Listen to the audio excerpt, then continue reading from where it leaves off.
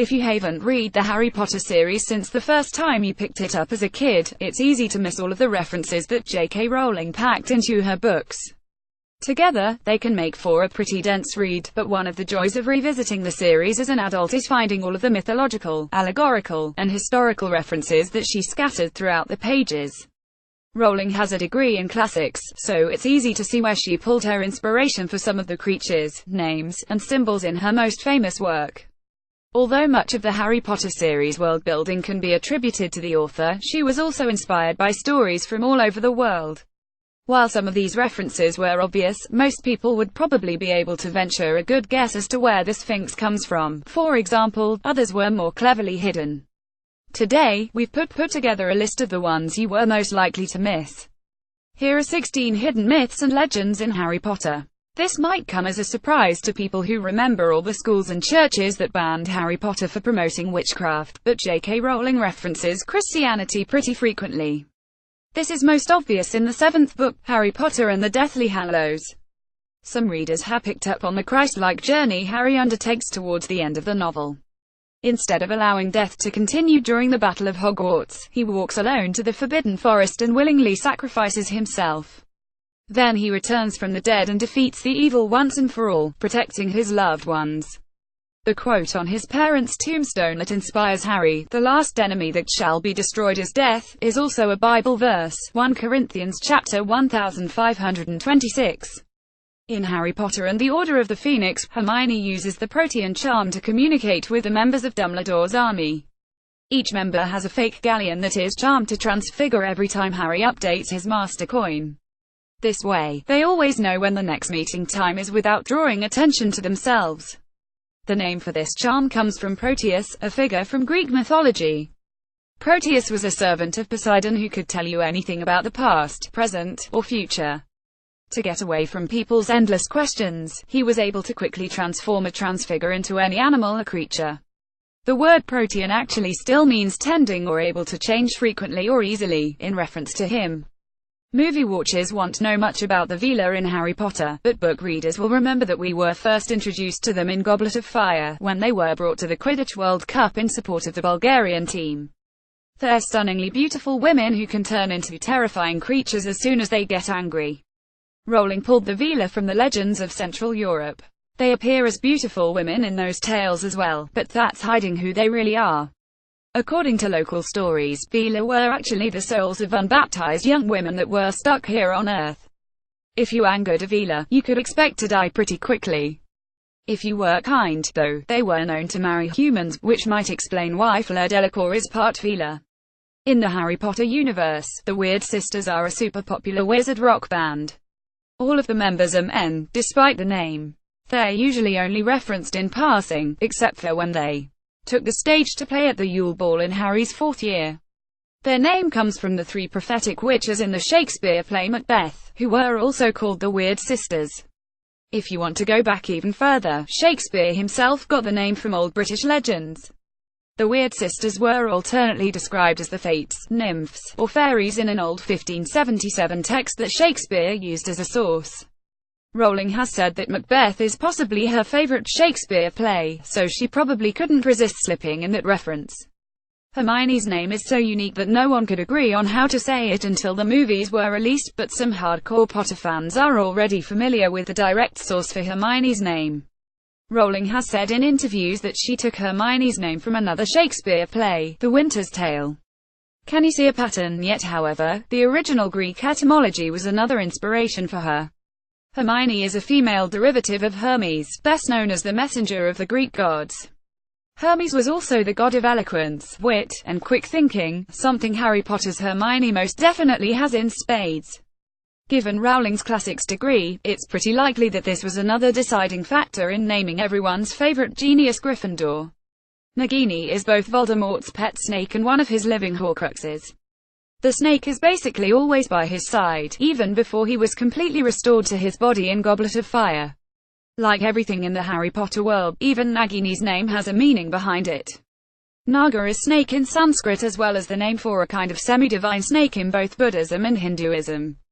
According to legend, Nagas live in an underground city and have impressive magical powers. Another legend claims that a Naga protected the Buddha from a storm by using its multiple heads as an umbrella. Still other legends say the Nagas are human from the waist up and snake from the waist down. Female Nagas, regardless of legend, are called, you guessed it, Nagini. In the Prisoner of Azkaban book, Professor Lupin teaches the third-year students about a variety of dark creatures and how to protect against them. The third one on his list is the Kappa, which is a creepy, bloodthirsty creature that lives in water. This magical beast isn't actually Rowling's invention, but rather one that comes from Japanese legend. Snape says that they're from Mongolia at a later point in the book. He's wrong. Kappas are water demons that drink human blood and kill anyone who stumbles into their watery territory. As the third-year students learn, though, you can weaken one if you trick it into bowing. They keep water in a depression on top of their head, and they lose power if that spills out. The Screaming Mandrakes made their first appearance in the Chamber of Secrets movie and book. Harry and his classmates learn about the plants in herbology class, where Professor Sprout makes them wear earmuffs before handling the baby plants. She tells them that the cry of a baby mandrake will knock them unconscious, but hearing an adult mandrake could actually kill them. This seems like it's been made up for the books, but people really used to be afraid of uprooting mandrake plants. The roots of the plant kinda sorta looked like a human, so people in the Middle Ages thought that the plants had human spirits and could feel pain. They thought uprooting it, causing it pain, and hearing the scream would kill you. You'll probably only be familiar with the character of Florian Fortescue if you read the books or visited the theme park. Fortescue owns the ice cream shop in Diagon Alley that Harry, Ron, and Hermione visit occasionally. In the third book, when Harry leaves the Dursleys early and lives in the Leaky Cauldron for a few weeks, Florian Fortescue helps him with his homework on witch burnings for History of Magic. It's not an accident that a random ice cream shop owner knows so much about witch burnings. Diagon Alley's Fortescue gets his last name from Sir John Fortescue, who enforced the 1563 British witchcraft laws. As Chief Justice of the King's Bench, he presided over a lot of important trials of suspected witches. In a cruel nod to these witch burnings, Rowling's Fortescue was dragged off and killed by Death Eaters in Half-Blood Prince. Dragons have been a staple of legend, folklore, and fantasy since the early days of literature. When it came to these magical creatures, Rowling had a lot of potential inspirations to choose from. The first reference to dragons in the Potter universe is in Sorcerer's Stone. Harry reads Dumbledore's chocolate frog cards and learns that Help's partially famous for discovering the 12 magical uses of dragon's blood. According to old legends, many parts of the dragon were magical and could be harvested for healing purposes, including the blood of the dragon. Dragon's blood appears in a ton of different medieval Roman texts. You can still see dragon's blood listed in modern pagan rituals, but it usually refers to a bright red plant resin. Harry's divination professor, Sybil Trelawney, is a joke to most of the Hogwarts students who have taken her classes. Her multicolored shawls and classroom filled with incense cover up the fact that most of her predictions are false.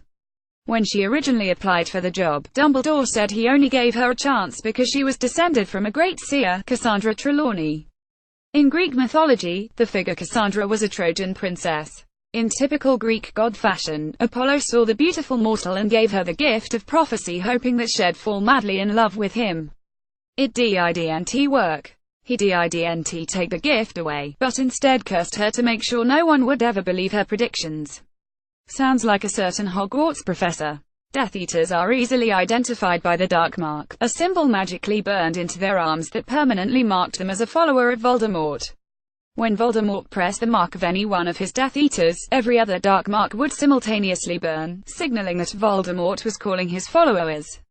Rowling pulled inspiration for the Dark Mark from a Middle Ages superstition about the devil. It's basically Voldemort's version of the Devil's Mark. Legend said that the devil marked his followers in secret places, and that his mark was a sign of a pact between a man and the devil. Anything from a wart to a scar could be declared a devil's mark. As you can imagine, this was basically a death sentence for anyone unfortunate enough to have imperfect skin. The centaurs aren't given a lot of movie screen time. In the books, though, centaurs are known for their divination abilities. Whenever they appear, they're more than likely making some frustratingly vague comments about the skies and the stars. Firenze even subs for Professor Trelawney after Umbridge declares her unfit to teach. There might be a reason that Rowling decided to make her centaurs stargazers, and it's written in the stars for readers to find. One of the zodiac signs, Sagittarius, takes its name from the Sagittarius constellation. The constellation is often represented as a centaur pulling back a bow, not a goat, like popular astrology will tell you. For those in the southern hemisphere, the constellation Centaurus is one of the most visible in the sky. In Goblet of Fire, Peter Pettigrew brews a dark potion in a giant cauldron to restore Voldemort to his full body. The potion requires bone of the father, a willing flesh sacrifice from a servant, and blood forcibly taken from an enemy.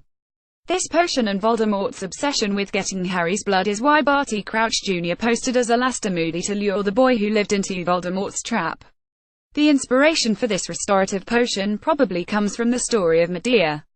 Medea originally appeared in Greek mythology, where she was believed to be a sorceress with magical abilities that helped her potions become incredibly powerful. In Ovid's Roman retelling, she succeeds in resurrecting a human with a potion that she brews in her infamous cauldron. Sirius Black is a fan-favorite character, so Potter fans have already dug up most of the trivia there is to find about him. A piece of trivia on basically every fan site, for example, is that Sirius is named after Sirius the Dog Star, in reference to his animagus form. What you might not know is that his nickname with the Marauders, Padfoot, also has a hidden meaning. There are multiple legends of magical black dogs in Britain. Some legends say that the dogs guard churchyards, while others claim that they appear suddenly right next to someone walking alone. This magical dog goes by a lot of different names, depending on where you are in Britain. If you grew up in the town of Staffordshire, though, you probably called it Padfoot. Harry Potter's birthday is July 31, 1980. Most fans are already aware of the two biggest meanings for this date. First of all, it's also the birthday of J.K. Rowling herself. Second, it makes his zodiac sign a Leo, which is an especially fitting sign for someone who was sorted into Gryffindor House. However, there's a third meaning that most people miss unless they really dig to find it. In the Celtic zodiac, Harry's birthday places him under the Holly sign. People born under Holly are said to be natural-born leaders, especially caring, and always up for a challenge. In case you think it's just a coincidence that this describes Harry so well, remember that his wand is made of a specific wood, holly. What your favorite mythology references in Harry Potter? Did we miss one? Let us know in the comments. Ad-free browsing, over 10,000 videos, all-in-one access. Join for free. Go Premium with SCREENRANT. Go Premium.